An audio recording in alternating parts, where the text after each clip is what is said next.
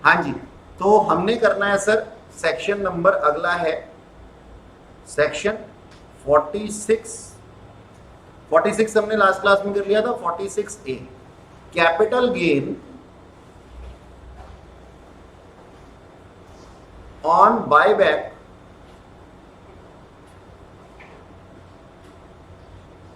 Of equity shares. Buyback किसका होता है जी?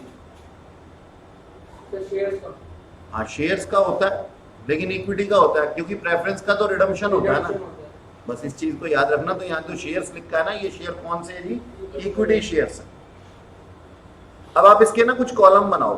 टैक्सेबिलिटी,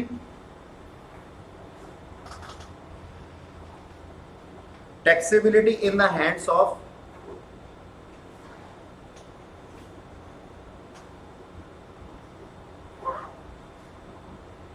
दो लोग होते हैं, एक तो कंपनी होती है, हाँ, सेल करने वाला और परचेज करने वाला। यहाँ पे सेल करने वाला कौन होगा? Share holder. परचेज करने वाली क्या होगी? कंपनी होगी। अपने ही शेयर को वापस बैक ले रही है, वो बाय बैक का मतलब यही होता है, पता है आपको अकाउंट्स के अंदर। तो हम कहते हैं जी कंपनी, और दूसरा share holder.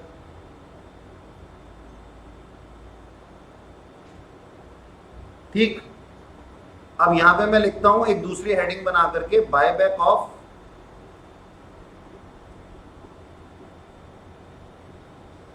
Shares of domestic company.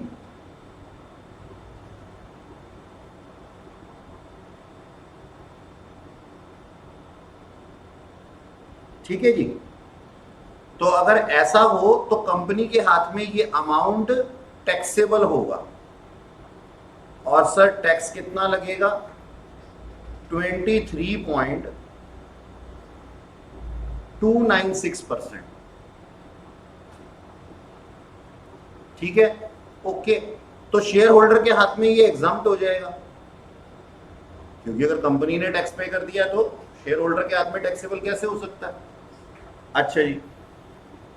और अगला क्या है जी? बायबैक ऑफ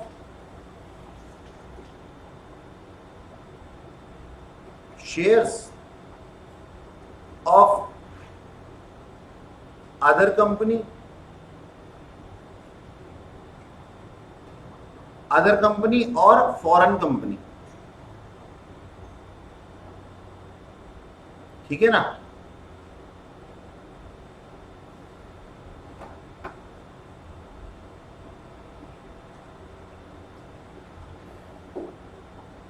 ये जो है, ये शेयर होल्डर के हाथ में टैक्सेबल होता है और कंपनी के हाथ में एग्जम्प्ट होता है। एमसीक्यू के पॉइंट ऑफ व्यू से पूछा जा सकता है, बस कोई नहीं पूछेगा इसके अंदर किस तरीके से टैक्सेबल कैपिटल गेन निकालते हैं, याद रखना।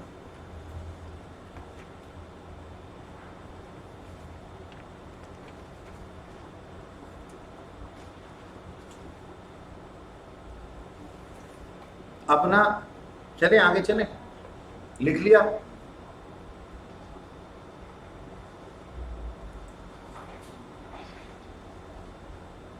लिख लिया? चले आगे, बस ये रेट याद रखना। अच्छा जी, आगे चलते हैं। अब है हमारे पास में सेक्शन 49, और जो मैं लिखवाऊंगा अब आप तरीके से लिखेंगे।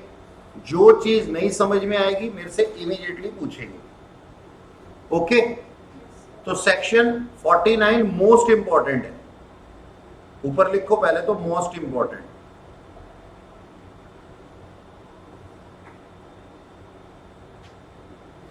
ठीक है जी। अब इसके अंदर हम क्या करते हैं जी? Cost of acquisition. हम क्या निकालते हैं? Cost of acquisition in various cases.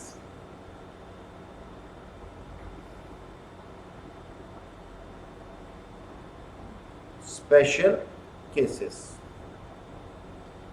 Sir पहला केस, और ना ये जो मैं बनाऊंगा ना, इसको तुम्हें ना एक पेज अलॉट कर देना पूरा का पूरा। मतलब मैं इससे रिलेटेड एग्जाम्पल भी कराऊंगा, तो आप उस एग्जाम्पल को बीच में नहीं घुसाएंगे इस टेबल के। यहां पे हम केवल 1 2 3 करके काम करेंगे, ठीक है। सबसे पहले तो नेचर ऑफ ट्रांजैक्शन ऊपर लिख देते हैं, nature of transaction, nature of transaction,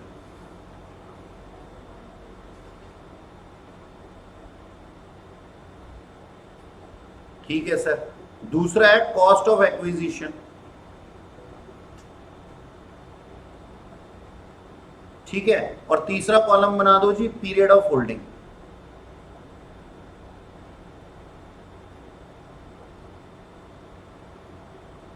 इसमें सबसे पहला केस हम लिखेंगे, वो लिखेंगे allotment of shares,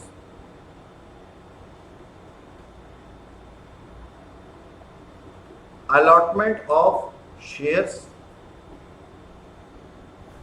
in amalgamating company, in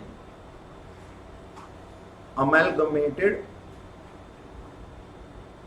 company, ठीक है जी, in the scheme of amalgamation।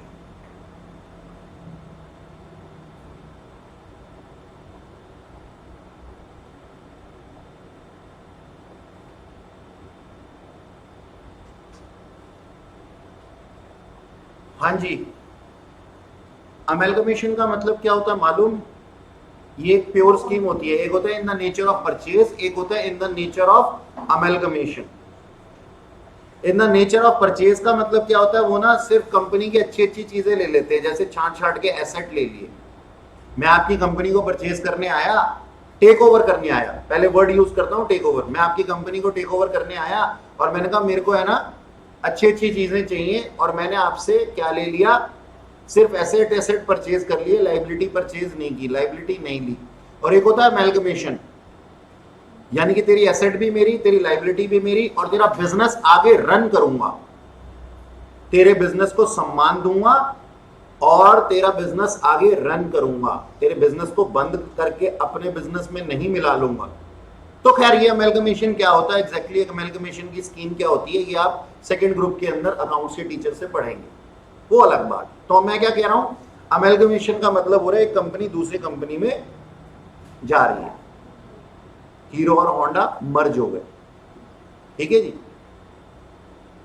अच्छा, तो अब क्या हो रहा है हमारे पास में, तो in the nature of merger और in the nature of purchase दो स्कीम होती है ये, खैर वो बाद में देखेंगे, अब अकाउंट्स वाले सर से पूछना या कंपनी लॉ में पूछना। तो अमेलगमेशन की स्कीम है, हमारे को ना शेयर्स मिले हैं किस कंपनी में, रिजल्टिंग कंपनी में, यानी कि ए बी कंपनी अलग अलग बिजनेस कर रहे थे और ए बी कंपनी आपस में मर्ज हो गए, स्कीम ऑफ अमेलगमेशन। अब ए कंपनी का एक शेयर होल्डर होगा और बी कंपनी का एक शेयर होल्डर होगा, उनसे उनके शेयर वापस ले लिए जाएंगे और फिर ए बी कंपनी के नए शेयर्स इशू कर दिए जाएंगे। कि क्या ये बात आपको समझ में आती है?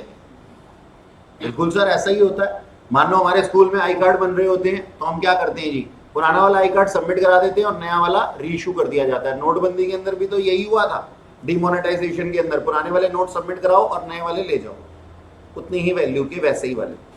तो हमने ना अपने पुराने शेयर्स सबमिट करवा दिए कंपनी को, और नए शेयर जो हैं वो हमने क्या कर लिए, एक्वायर कर लिए।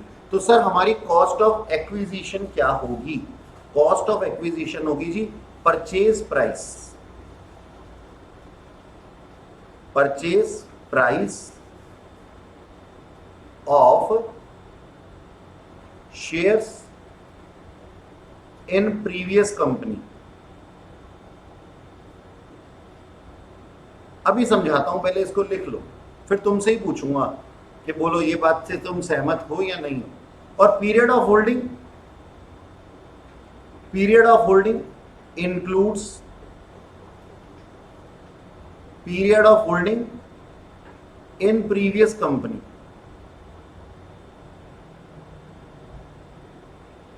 या फिर अमेलगमेटिंग कंपनी।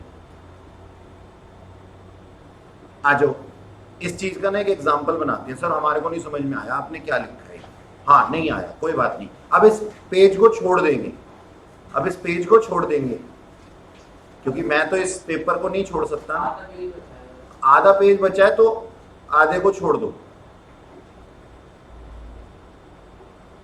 एग्जाम्पल लेते हैं, नेक्स्ट पेज पे लिखेंगे इस एग्जाम्पल को।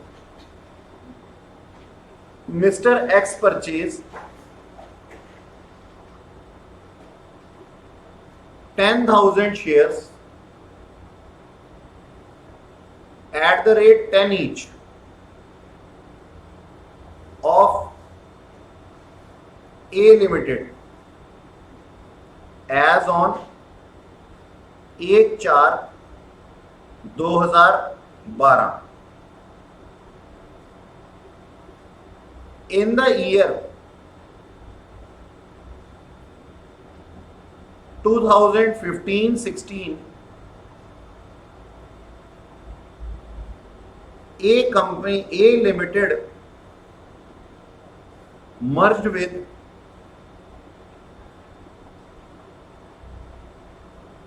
B Limited and resulting company was AB Limited.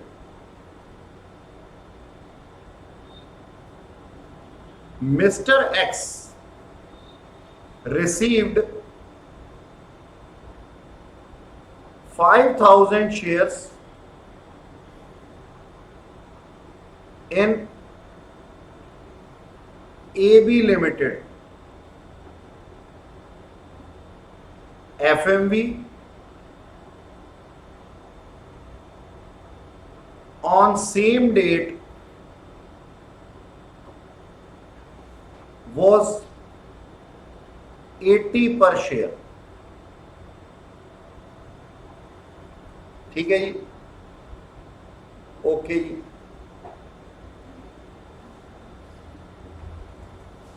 In the year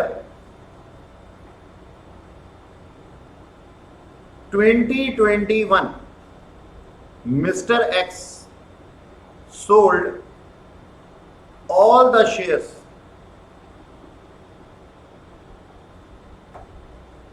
of AB Limited for rupees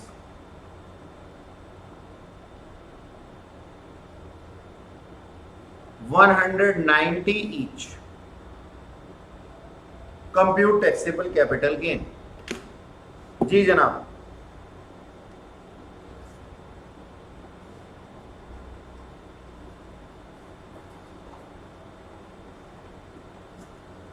हाँ जी सर, पढ़ लें इसको। अब आप आंसर बनाने में मेरा थोड़ा सा ना साथ देंगे, ठीक है। अब कैसे साथ देंगे आप सुनो जरा ध्यान से। एक बात बताओ, मिस्टर एक्स ने किस कंपनी के शेयर परचेज किए थे? ए लिमिटेड के। अच्छा, क्या ए बी लिमिटेड के शेयर्स उसको फ्री ऑफ कॉस्ट मिले हैं? क्या ए बी कंपनी के शेयर उसको फ्री ऑफ कॉस्ट मिले हैं? पुराने शेयर दे करके नए शेयर मिले होंगे। जी जनाब। तो यहां पे जो फेयर मार्केट वैल्यू दी हुई है eight the time of conversion of that shares और मर्जर, क्या वो रेलेवेंट है? नो सर, ये रेलेवेंट नहीं है। क्यों? चलो एक एग्जांपल देता हूं। मान लो ये अपनी गुड़िया बैठी है, नाम क्या है? रिया। रिया के पापा ने रिया को एक स्कूटी ला करके दी और चाबी देते हुए पापा ने बोला, लो बेटा रिया, ये स्कूटी की वैल्यू 80,000 है, ध्यान से रखना। तो रिया कहती है हाँ पापा ठीक है, थैंक यू। फिर पापा ने दोबारा बोला, बेटा 80,000 रुपीज की है ये स्कूटी। रिया ने फिर ये जवाब दिया, थैंक यू। तीसरी बार, चौथी बार, सातवीं आठवीं बार में ना रिया को गुस्सा आ गया। कहती मुझे बार बार रेट क्या गिनाते रहते हो, मुझसे पैसे चाहिए क्या? बात समझ में आ रही है? यहां जो फेयर मार्केट वैल्यू दी है वो इररिलेवेंट क्यों है? क्या कंपनी ने नए शेयर इशू करते समय उससे कोई चार्जेस लिए थे? तो यहां पे ये केवल कंफ्यूज करने के लिए बोला गया है कि इस डेट पे फेयर मार्केट वैल्यू कितनी थी। जब भी ऐसी कोई स्कीम होती है अमेलगमेशन की और पुरानी चीज आपसे ली जाती है और नई इशू की जाती है। देखो पुराने शेयर किस कंपनी के नाम से होंगे, ए लिमिटेड, और अब कंपनी कौन है, ए बी लिमिटेड। अगर हम उनको सड़क पे ऐसे ही छोड़ दें कि जाओ ए लिमिटेड वालों, कंपनी तो मर्ज हो गई, अब तुम किसके शेयर होल्डर हो, तो वो कहेंगे हम किसके शेयर होल्डर हैं, तो उनको जगह देनी पड़ेगी ए बी लिमिटेड में। तो हमने उनसे 10,000 शेयर लिए और 5,000 शेयर उनको बदले में दिए। हाँ, ये उतनी ही वैल्यू के होंगे। अच्छा सर, अब आगे जाकर के ये 5,000 शेयर बेच दिए गए, तो मेरा आपसे सवाल कि क्या हम cost of acquisition fair market value को लेंगे at the time of amalgamation? Answer is no, बिल्कुल नहीं। ये सिर्फ कंफ्यूज करने के लिए दिया हुआ है, क्योंकि एक्चुअली उसने पैसे कितने खर्चे थे सर? उसने पैसे खर्चे थे ए बी लिमिटेड में नहीं, ए लिमिटेड में। कितने? 10,000 इंटू 10, 1,00,000 रुपए। मेरी बात समझ में आ रही है? और सच्चाई भी बोल रहा हूं कि सर खर्च जो किया था वही तो कॉस्ट ऑफ एक्विजिशन है। तो कॉस्ट ऑफ एक्विजिशन क्या है? जो पुरानी कंपनी में हमने पैसे देकर के शेयर परचेज किए थे। ओके सर, अब सेल्स कंसीडरेशन क्या है? सेल्स कंसीडरेशन है 190 ईच इंटू 5,000। हमने बेचे कौन सी कंपनी के शेयर्स हैं? ए बी लिमिटेड के। अच्छा, अब सर ये लॉन्ग टर्म है या शॉर्ट टर्म है, ये कैसे पता लगे? सर वैसे तो यहां पे किसी भी तरीके से देखोगे आप लॉन्ग टर्म ही दिखेगा, क्योंकि लिस्टेड शेयर होंगे और 12 महीने से ऊपर होंगे। लेकिन अगर इसी क्वेश्चन को मैं ऐसे ट्विस्ट कर दूं कि 1/4/2015 में शेयर रिसीव हुए थे मिस्टर एक्स को ए बी लिमिटेड के, और 3 तारीख को उन्होंने इसको बेच भी दिया 2 दिन बाद ही, तब क्या आप इसको शॉर्ट टर्म मानेंगे? Answer is no. आपका पीरियड ऑफ होल्डिंग कहां से शुरू होगा? जब आपने पुराने शेयर पुरानी कंपनी में खरीदे थे। तो देखो जादू, मैंने यही लिखा है ऊपर भी। क्या लिखा है? अब पढ़ना जरा, अब समझ में आएगा। लिखा है नेचर ऑफ ट्रांजैक्शन क्या? Allotment of share in amalgamated company in the scheme of amalgamation. Okay sir, यानी कि ये स्पेशल क्यों है? क्योंकि स्कीम अमेलगमेशन की है। उसकी कॉस्ट ऑफ एक्विजिशन क्या मानी जाएगी?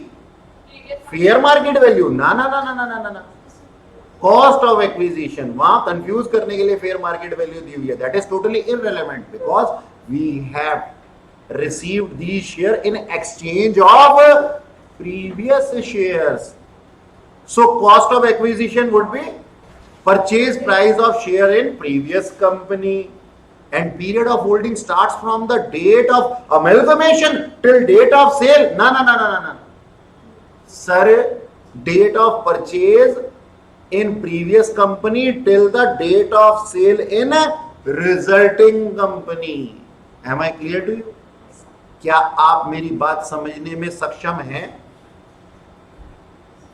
तो इस क्वेश्चन को बना दें। हाँ सर, अभी बना देते हैं। कभी भी कंसीडर नहीं करेंगे? कभी भी नहीं करेंगे, नो नेवर। फिर तो फेयर मार्केट वैल्यू 2001-2 की बात कर रहे हो ना आप। एक बात याद रखना, कृपया ध्यान दें, कृपया ध्यान दें, आप फेयर मार्केट वैल्यू को कब कब कंसीडर करेंगे? Number 1, when it is the case of fair market value of 2001-2 or it is the case of conversion of capital asset into stock in trade. अब ये क्या होता है सर? ये होता है कुछ, बताऊंगा आगे आएगा। तो बनाएं इसको, आंसर को। चलें भाई, कोई नाराजगी तो नहीं है? किसी को कोई बात समझ में ना आई हो, ऐसा तो नहीं है? आ जाओ जी। तो यहां पे आंसर बनाएंगे, लिखेंगे computation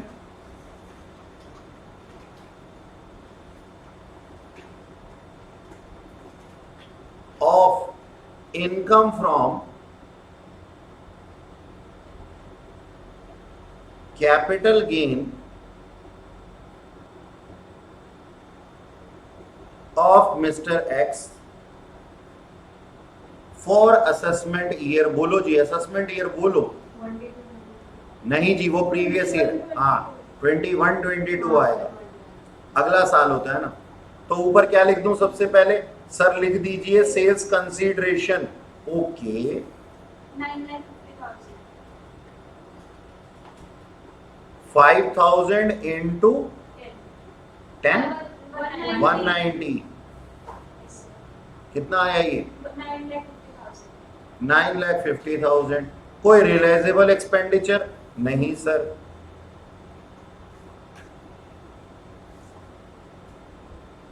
nil. Sir net consideration,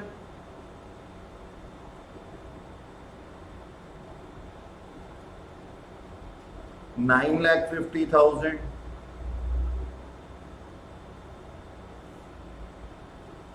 sir indexed cost of acquisition बोलो। 10,000 इंटू, अब 5,000 मत ले लेना, 10,000 सबमिट कर दिए, उसकी वजह से 5,000 शेयर्स मिले थे, ठीक है। 10,000 इंटू 10, 1 लाख इंटू 2021 था ना Yes, sir. 30. सेल का, और परचेज का कब था? 12,13. 12-13 का CII बता दो। 12-13 का 200. 200 और 20-21 का 301. 301। Sir, 150,500. 150,500। Cost of improvement sir है ही नहीं, तो long term capital gain. Sir, कुछ ज्यादा नहीं आ गया, मतलब 7 लाख का हम extra है. हाँ तो तुम्हारे घर से क्या जा रहा है? कहीं ज्यादा नहीं आ गया कुछ? तो तुम्हें नहीं दिखाई दे रहा 10 रुपए का शेयर उसने 190 में बेच दिया? हाँ ये कितना हो गया बताओ ना? 7,99500। 99,500. ओके, क्या एक नोट लिख ले नीचे? देखो एक चीज होती है ना, ये आंसर अपने आप में मुकम्मल है, पूरा है ये, लेकिन एग्जामिनर को हमें समझाना है, तो नीचे लिख दें एक नोट, लिखो जी। as it is the case of special circumstances under section 46A, within bracket लिखना। सेक्शन 49 में Sir, आपने थोड़ा सा हाँ 49 यार, 46 कहाँ से आ गया? हाँ 49। क्या बोला मैंने? special circumstance. Circumstances under section 49, और विद इन ब्रैकेट लिखना क्या सर्कमस्टांस है ये? Amalgamation. Sale of shares in the scheme of amalgamation. समझाना पड़ेगा ना एग्जामिनर को, छोटे बच्चे की तरह। और ब्रैकेट क्लोज कर दो। देन अब अगले पॉइंट में लिखना पॉइंट नंबर 1 और पॉइंट नंबर 2 ऐसे करके फटाफट से, ताकि उसको वो एकदम से जल्दी से पढ़ सके एग्जामिनर, ठीक है ना, पेपर चेक करने वाला। तो नंबर 1 लिखना, period of holding shall be taken, period of holding shall be taken from the date of purchase of shares in previous company till From the date of purchase. from the date of purchase of previous company, purchase in previous company, ठीक है, till date of sale, till date of sale in resulting company, ठीक है। और number 2, cost of acquisition shall be treated as actual purchase price of shares in previous company या amalgamated company. ठीक है जी।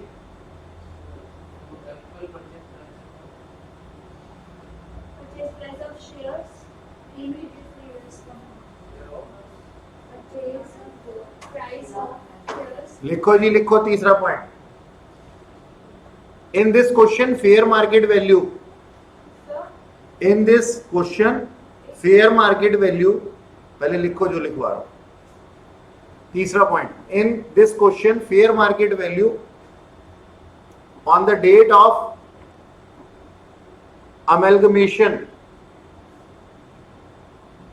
was totally irrelevant।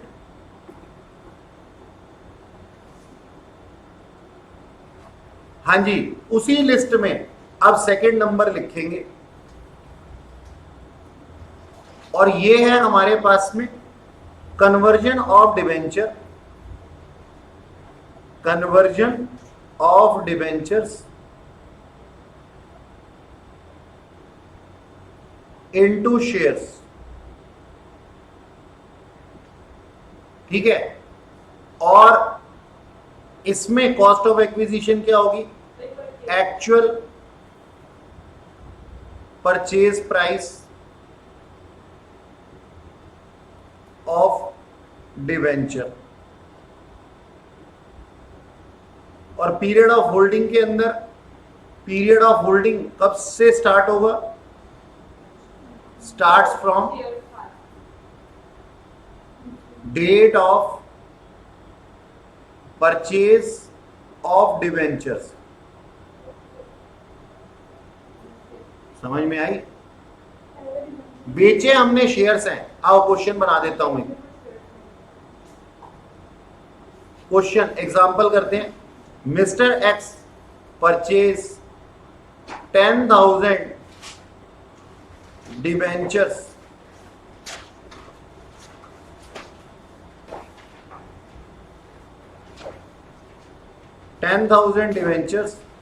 at the rate 10 each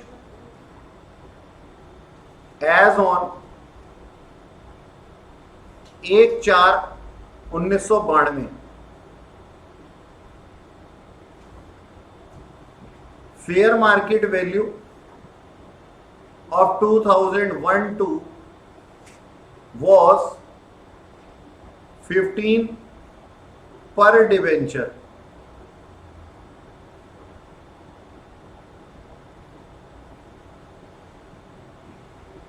ठीक है जी, okay. अच्छा जी, अब these debentures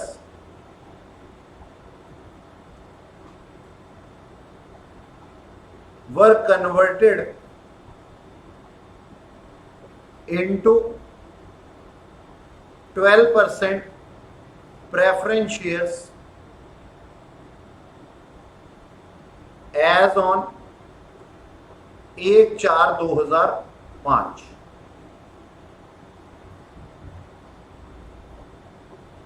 अब यहां डाल देता हूं fair market value of shares as on 1/4/2005 was 80 पर शेयर।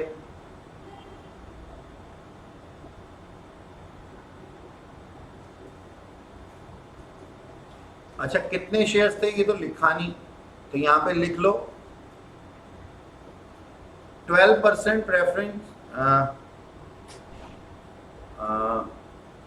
8,000 12% preference shares.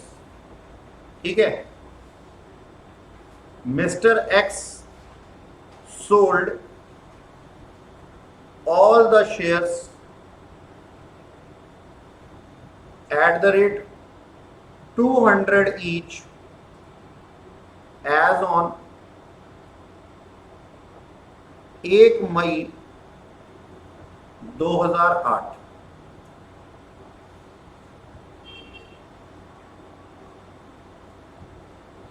इसको 2008 की जगह ना 2005 कर दो और भी मजा आएगा। हाँ जी, अब आप पहले मेरे को एक बात बताइए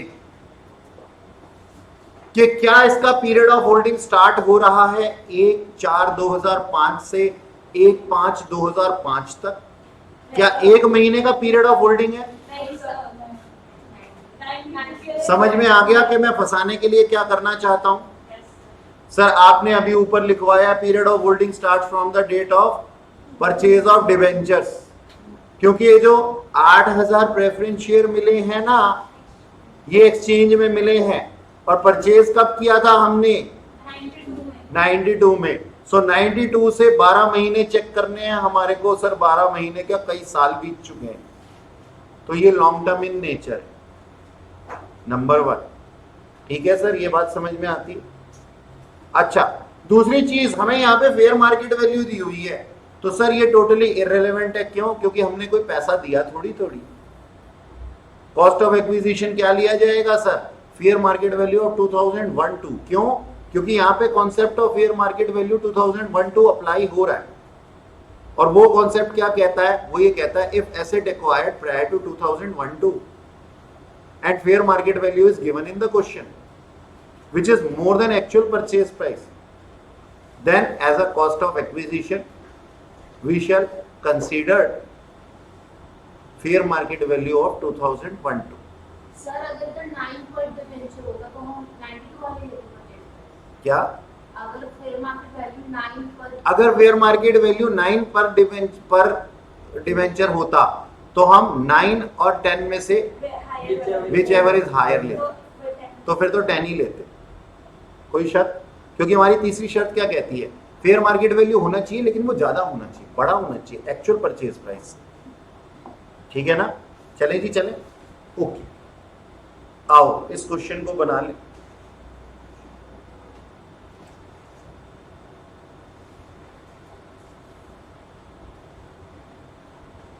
computation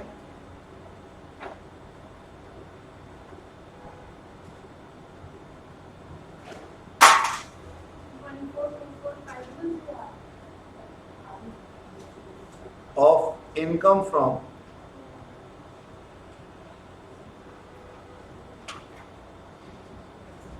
capital gains of Mr. X for assessment year so and so। तो इसका असेसमेंट ईयर क्या होगा? 6 साल। 5, 6 नहीं, 6, 7 असेसमेंट ईयर नेक्स्ट होता है ना। Sales consideration 16 lakh. कैसे निकाला? 200 into 8,000 शेयर्स पर सेल किए गए हैं 200 के। कितने का? 16 lakh. 16 lakhs minus realisable expenditure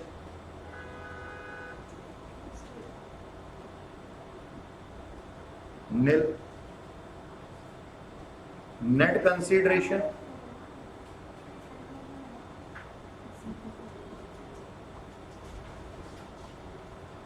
16 lakhs। Cost of acquisition index. हाँ जी, 10,000 डिवेंचर्स थे, एक कितने का था? 15 का एफएमवी लग जाएगा। कितना हो गया ये? 1.5 lakh. Cost of improvement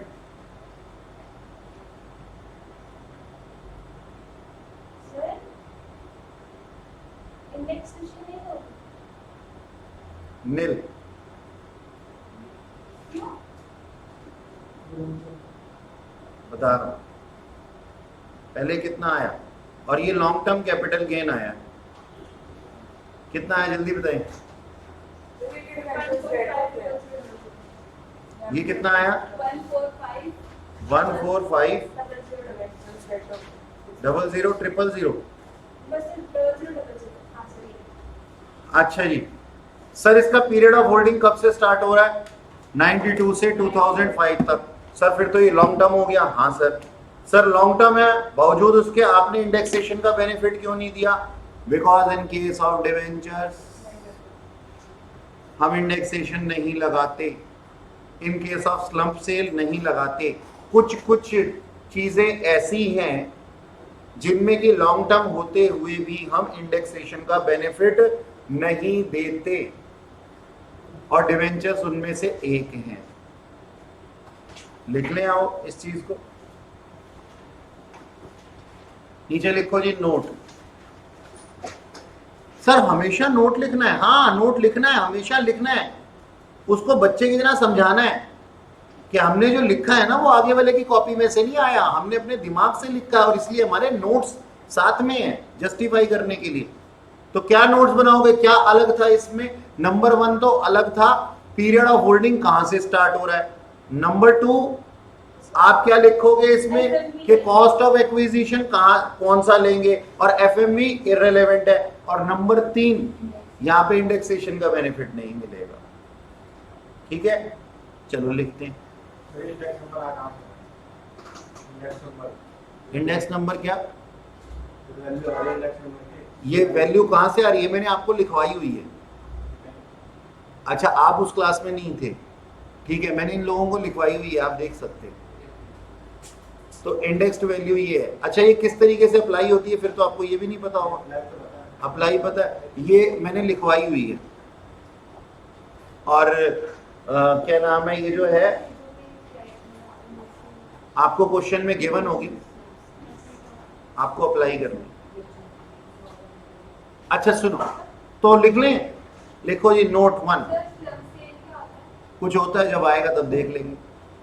lump sum amount पे बेच देना किसी भी कंपनी को। हाँ एक कंपनी पूरी की पूरी बेच दी, उसको हम कहते हैं स्लम्प सेल। आएगा तब देखेंगे, क्यों टेंशन में। नहीं पहले कुछ नहीं कराया। ऐसा अपने पे शक क्यों करते हो? तुम जब रेगुलर आते हो क्लास में तो ऐसा क्यों सोचते हो? अच्छा चल अब तो आ रही है ना, चलो ठीक है कोई बात नहीं। अच्छा जी हाँ, क्या मैं कह रहा था तुम्हारे को? हाँ note, period of holding starts from date of purchase of debentures in previous company.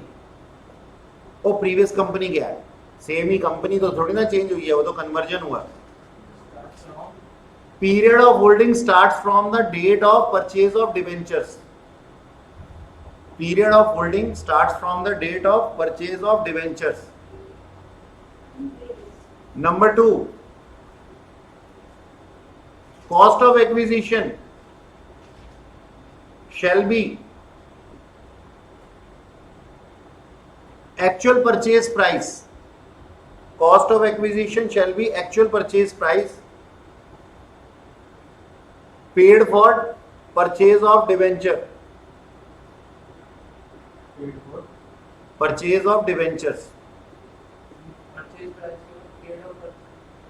Purchase price shall be actual price paid for purchase of debentures. आगे लिखो।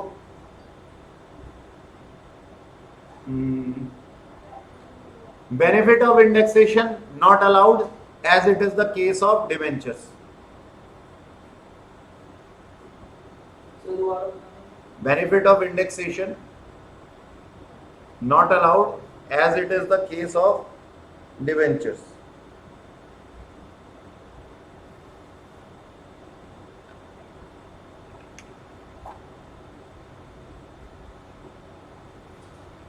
चलें जी आगे।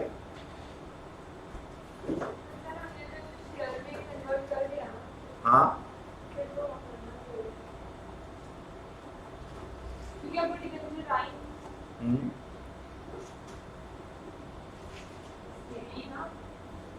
नहीं वो अनपॉज करना। अच्छा तो हम क्या कहते हैं जी, मैंने यहाँ पे एक बात लिखी without any adequate consideration. Okay sir, अब यहाँ पे एक चीज और लिखता हूं, यहाँ पे चीज लिखता हूं, capital gain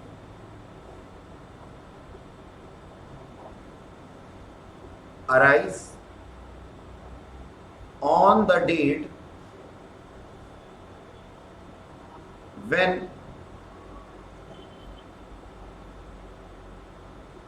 asset transferred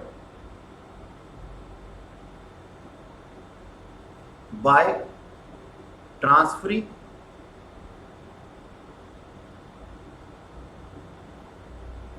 to further person। Capital gain उस दिन नहीं होगा जिस दिन ट्रांसफरर ने विदाउट एनी कंसीडरेशन ट्रांसफरी को दी है, बल्कि उस दिन होगा जिस दिन ट्रांसफरी आगे बेच देगा। Number 1। Okay sir. Number 2, period of holding starts from date of purchase of asset by whom? By previous owner।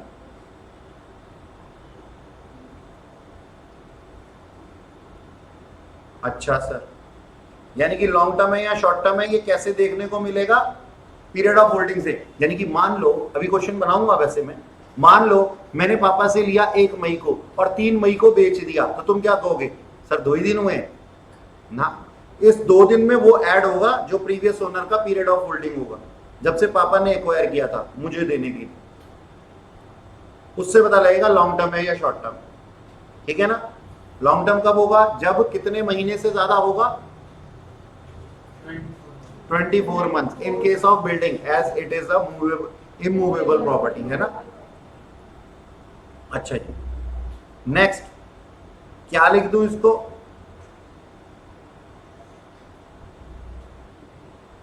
किस चीज की बात कर रहा था? Amount of acquisition. Amount of acquisition shall be considered as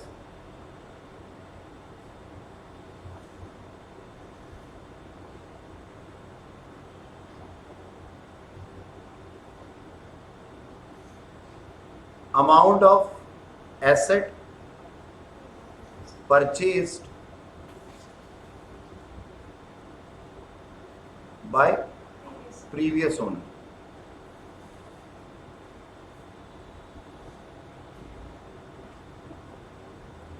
ठीक है जी। एक यहां पे लिख लेना, मंजुला जे शाह केस अप्लाइड।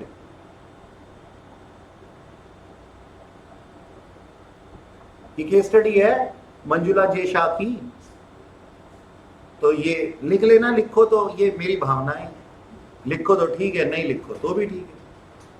ये बनाओ फटाफट से इस तरीके से। अगर मैं करवाऊंगा ना, मेरे को है ना, इसको तुम बना लो एक पेज पे, फिर मेरे को है ना, सुनो तो सही दीदी, सुनो सही, वर्ड क्या नाम है, लैंडस्केप में बनाना है।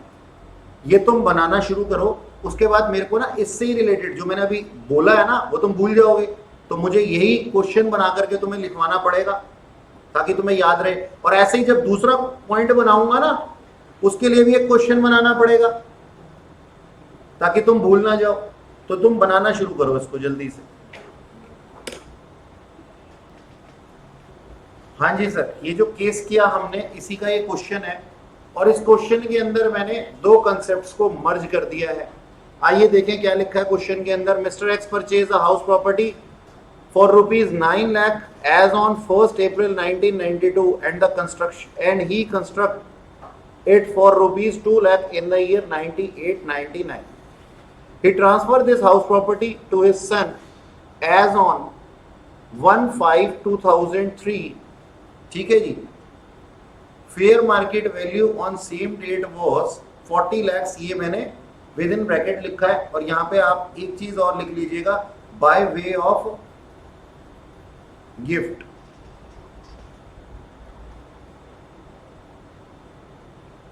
ठीक है जी।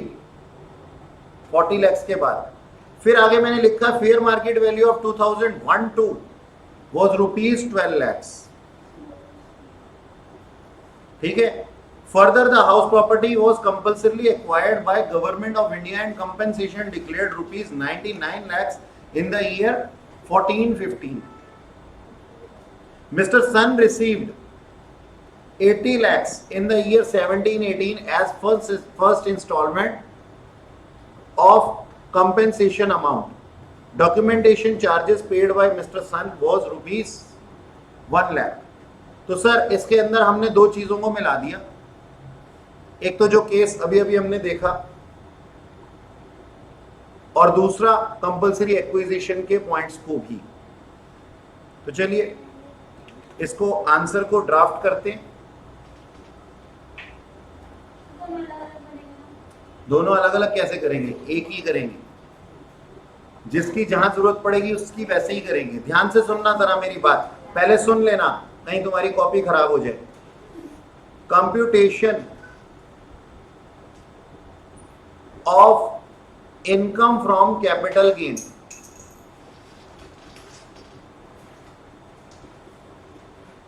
इनकम फ्रॉम कैपिटल गेन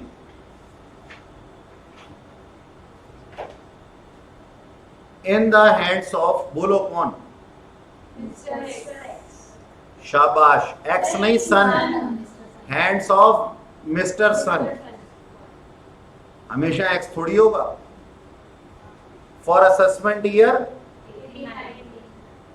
जिस साल रिसीव होता है उसके अगले साल टैक्सेबल होगा। तो रिसीव हुआ था ये कब? 1718 में, तो 1819 में टैक्सेबल होगा। ठीक है सर, जैसा आप कहें। सेल्स कंसीडरेशन, बोलिए मिस्टर सन ने इसको किसे बेचा? गवर्नमेंट ऑफ इंडिया को बेचा। सर गवर्नमेंट ऑफ इंडिया को बेचा या कंपलसरी एक्वायर हुआ? बात सेम है, बात सेम है, क्योंकि चाहे बेचें, चाहे सेल का केस हो, चाहे कंपलसरी एक्विजिशन का केस हो, ये दोनों ही केसेस ट्रांसफर की डेफिनेशन में आते हैं। तो मैंने यहां पे लिखा सर सेल्स कंसीडरेशन। अच्छा जी सर, अब यहां पे लिखा हुआ है मिस्टर एक्स ने रिसीव किया है 80 लैक्स, लेकिन हमने कंपलसरी एक्विजिशन में क्या सीखा था कि when the house property acquired by government of India and we received even if a single penny as a part of total compensation, then full amount of compensation shall be taxable in the year in which you are receiving first installment. Okay? तो ये point क्या हमारे section का है जो हमने अभी पढ़ा? नहीं सर, ये हमने तो उस दिन सीखा था, काम आ जा रहा है। तो यहां पे मैं लिखता हूं 99 lakhs, यानी कि अगर ये वाला प्रोविजन जो अभी हमने गिफ्ट वाला पढ़ा उसको पढ़ते हुए हम पिछले वाले को याद नहीं रखेंगे तो हमारा आंसर गलत हो जाएगा। सर रियलाइजेबल एक्सपेंडिचर कितने होंगे? 1 लाख रुपए, जो डॉक्यूमेंटेशन मिस्टर सन ने किया था। तो हमारी नेट कंसीडरेशन कितनी हो जाएगी?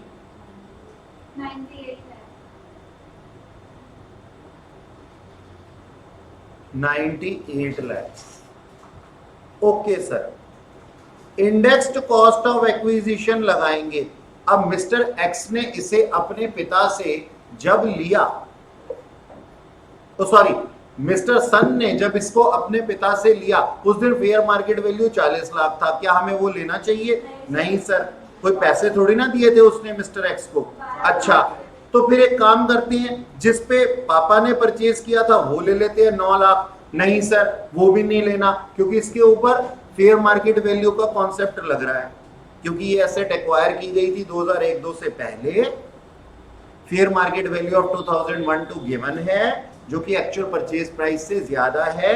तो आप सर 12 लाख रुपए कॉस्ट ऑफ एक्विजिशन लीजिए। मैंने कहा अच्छा ठीक है। फिर जिस साल सेल हुआ था, अब किस साल सेल हुआ था बोलो? 14-15 में या 17-18 में? 14-15 सेल का ईयर है सर, जिस साल ओनरशिप ट्रांसफर हुई है। तो ऊपर लेंगे 14-15, ये हमने कहां सीखा था? कंपलसरी एक्विजिशन में। तो ऊपर लेंगे 14-15 और नीचे लेंगे 2001-2 का CII। 240 ये 100 तो मुझे याद है, 240 तुमने बताया, उसके लिए धन्यवाद। और अब लेंगे सर कॉस्ट ऑफ इंप्रूवमेंट। नहीं Indexed cost of improvement, sir, not applicable, not nil. It is not nil. It is not applicable. क्यों sir? Any indexation, any improvement prior to 2001-2 shall be totally ignored. ये हमारा rule है. और यहाँ पे कितना amount आएगा जल्दी बता दो. सर 28 28,80,000. ओके जी. और ये हमारा आ गया लॉन्ग टर्म कैपिटल की. 6,92,000 हो ही नहीं सकता.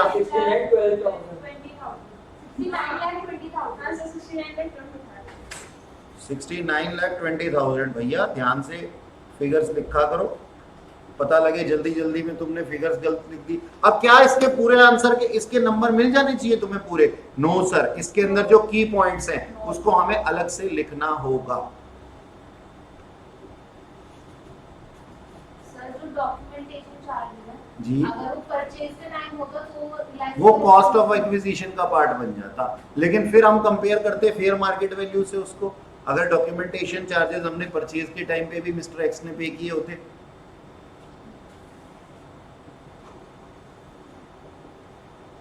चले जी, लिखें इसके लिए नोट. ये नोट की क्या जरूरत है? ये बताने के लिए कि हमने खुद लिखा है आंसर, किसी की कॉपी में से नहीं आया.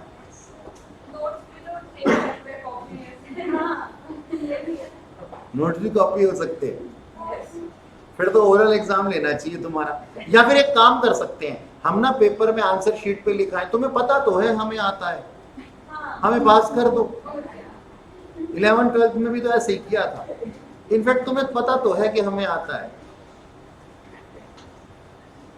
सही जा रहे हो बेटा, सही जा रहे हो. बेटा ये प्रोविजंस लर्न करने पड़ेंगे सारे के सारे.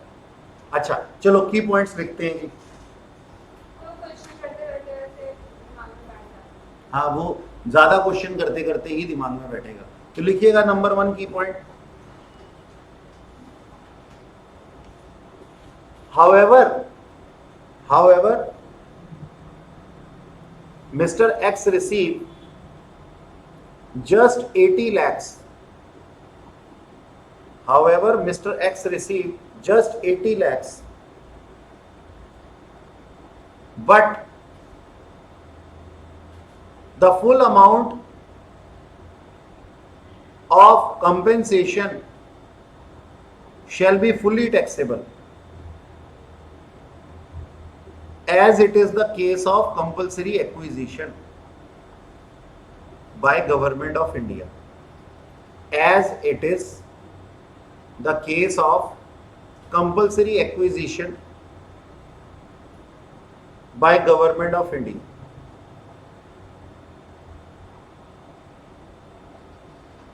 Number 2,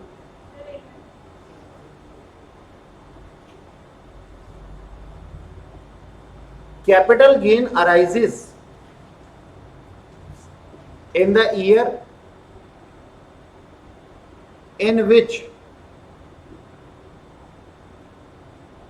gifted property compulsorily acquired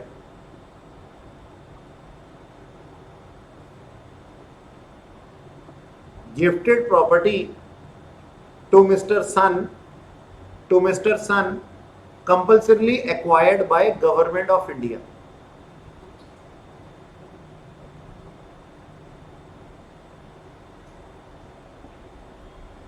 But it shall be taxable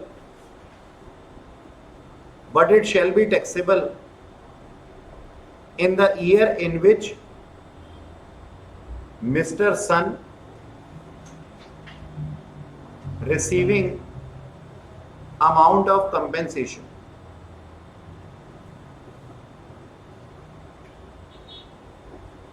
अगला पॉइंट लिखिए.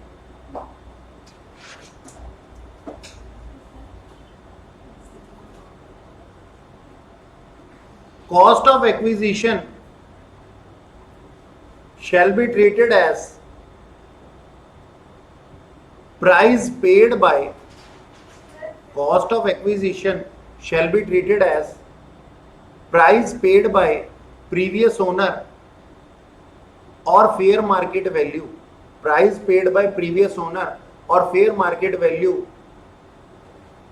Of 2012, previous owner or 2000 fair market value of 2012, whichever is higher.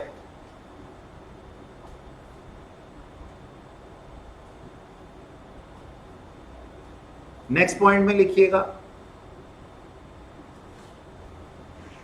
Period of holding starts from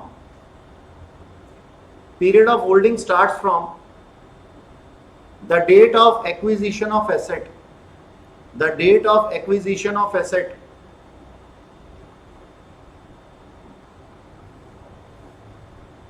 by previous owner and ends on date of compulsory acquisition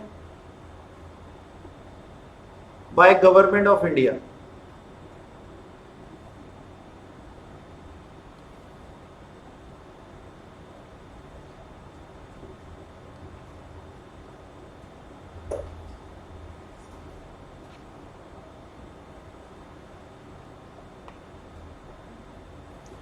हाँ जी, एक और point last, any improvement और construction prior to 2012, any improvement or construction prior to 2012 shall be totally ignored.